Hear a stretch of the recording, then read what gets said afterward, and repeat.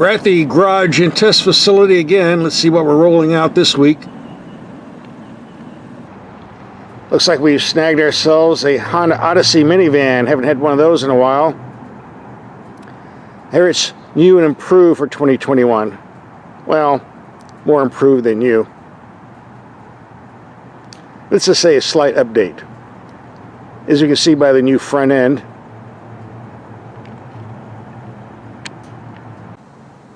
Well, there are some styling changes on the outside. I don't think the typical minivan owner is really going to notice. Most people buy vans for function rather than looks anyway. The base price of a Honda Odyssey runs around $31,000, but this is the Elite, which is loaded up with everything. That raises the price a bit more, as you can see. A cool 50 grand. We also tested some other Honda products, the 2020 CR-V Touring and the CR-V Hybrid. That was a couple of months ago. We'll have a link for that video coming up at the end of this video. And for those with more money than I have, the Acura RDX 600-mile road test. We'll have that video coming up too. Under the hood is the proven 3.5-liter V6, putting out 280 horsepower, hooked to a 10-speed automatic transmission. Fuel economy 19 to 28 mpg. This engine is made in Alabama and the transmission in Georgia, I'm told, for those who care about those things. In fact, the entire vehicle is assembled in Alabama. The 10-speed automatic is a push-button system, which is the best design on the planet, regardless of the naysayers. It doesn't take up any room. There's no stick protruding from the dash. It's almost impossible to get the wrong gear. I mean, how could you possibly get the wrong gear? In fact, I don't even have to look. I go by feel. I can take my eyes off the road. I know this is park, reverse, drives down here. This is the best design for transmission shifting, and we'll be seeing more of these types in vehicles in the future. Sooner the better. If you want to shift manually, paddle shifter is on the steering wheel. I was told all Odysseys will come with 19-inch wheels. This one certainly did. Let's look at some of the features that Honda wants me to show you. You have a nice large storage bin back here, but if you want to have more room for cargo and gear, the third row seats can be made to disappear. By pulling a couple of straps, the seats now go down to the floor and you have a lot of storage space here. Pretty nifty. While the storage bin comes in handy for hauling luggage and gear, it also means there's no room for a spare tire from the factory. Honda doesn't give you one. They say that most people don't change their own tire anymore. They call roadside service. Okay, if you're driving in town, that might work. But keep in mind, roadside service doesn't carry spare tires. They can only fix the tire if possible. If that doesn't work, you'll be looking at a tow truck. That's okay in the city driving, but if you're on the interstate, where you're 100 miles from the nearest city, that could be an issue. So if you're going to go on the interstate, I suggest you put a spare tire and jack in this spot. As far as my case, I have my spare tire repair kit with 2 air pumps and all kinds of goodies, so I'm partially prepared anyway. If you're hauling kids or pets that have a tendency to make a big mess, here's another little feature for you. A built-in vacuum. Yep. On the second row seating, we have a nice feature. Not only do the seats go forward and backward if you want, they also go sideways so you can get people in the third row easier. Just push the seat over and there you go. Another feature we have is called Cabin Watch. It allows you to see what's going on in the second and third row seating on the info screen.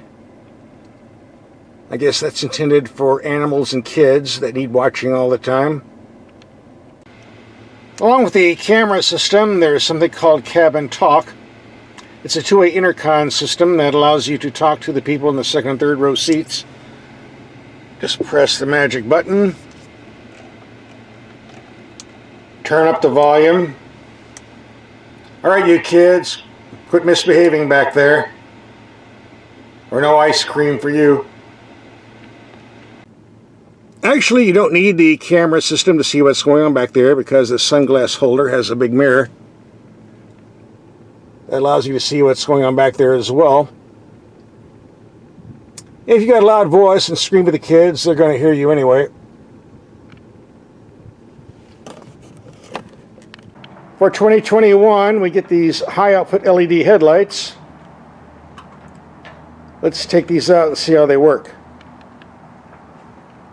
I'd say it's dark enough. Let's take these lights out, see what they do. Look pretty bright. Here we have the low beams only building 100 feet away, very bright, good widespread, decent height, go to high beam. Looks pretty good to me. The quality of the rear view camera is very nice too, a lot sharper than what you're seeing on your end because I use a cheap handheld camera, but trust me, it's a very clear image.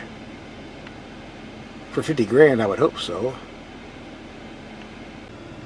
Meow. And here we got the brights on the building 300 feet away. Really reaches out. Good illumination up until that point. Good low beam. About 70 to 80% part of the way. Overall, these LEDs are very nice. No complaints. This 3.5 liter V6 is a sweet motor. Got a lot of guts.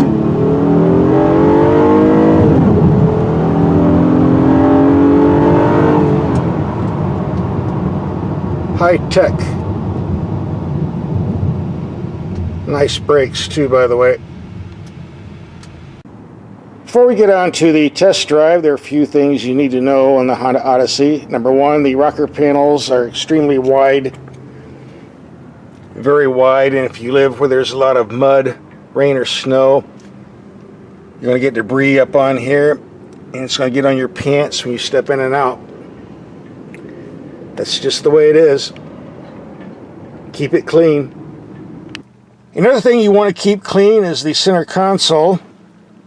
There's a lot of dust in the desert out here, and when the dust gets on here and you open this, it has a tendency to fall inside and you can't clean it out.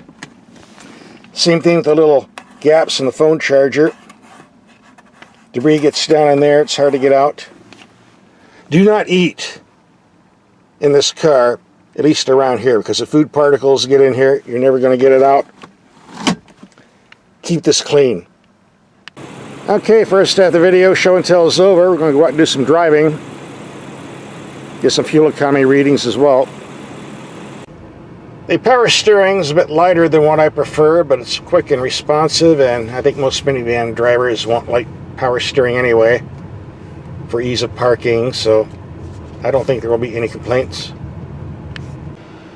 As we do in all of my videos, we're going to take some mild speed humps around 20 miles per hour to see how the suspension performs on impact.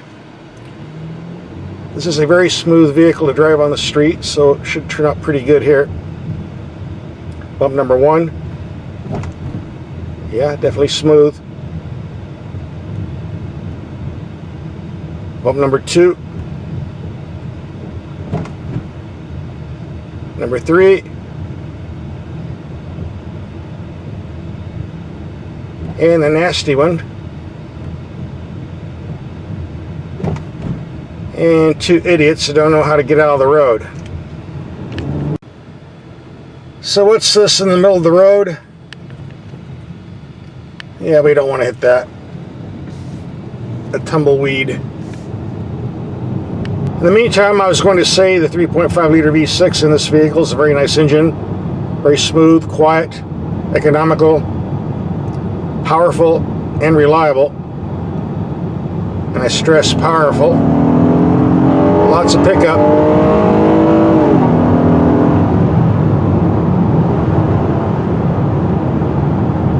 Certainly no complaints there. And the 10-speed automatic transmission shifts just fine. If you don't like the way it shifts, you have paddle shifters on the steering wheel. Do it manually, so your choice. We're going to take this vehicle out on the expressway during around 60 to 65 miles per hour after we reset the mileage computer and see what type of fuel economy we get. Well, our short 18-mile trip, 30.4 mpg, doing around 60 to 65 miles per hour. We have another highway trip coming up, doing around 75 miles per hour. That's next. And a lot more miles. We're on the interstate, cruising along at 75 miles per hour. And this is a very comfortable vehicle at these speeds. The wind noise is low, although it might be amplified a bit more on your end because I'm using a cheap handheld camera, but trust me, it's quite enough. Stability is very good too, even these nasty crosswinds we have today. Well, we're coming to the end of the line. We'll pull over and see what the fuel economy computer says. 27.1 mpg for our freeway trip, and we were going slightly uphill. That's still a pretty good figure. Pretty close to the EPA figure claimed. Then I got stopped by the ranch house before we end this video. So after a week of driving, what's my take on the Honda Odyssey van for 2021? It's a very nice vehicle. I was very impressed. Of course, I had the fully loaded everything on it for 50 grand. I haven't driven the base $31,000 one yet. Don't know what that's like, but I would say overall it's probably not that much different, just less goodies. I'm sure it drives the same. As far as reliability and quality, there's really only two vans out there you can buy that are really worth your time, and that's the Honda Odyssey and the Toyota Sienna van, which I had, but they took it back before I could match it with this video. Sorry. Those are your two basic choices, and if you like Hondas, you can't go wrong with this one. Here are some links to other videos we've done. Just click and watch.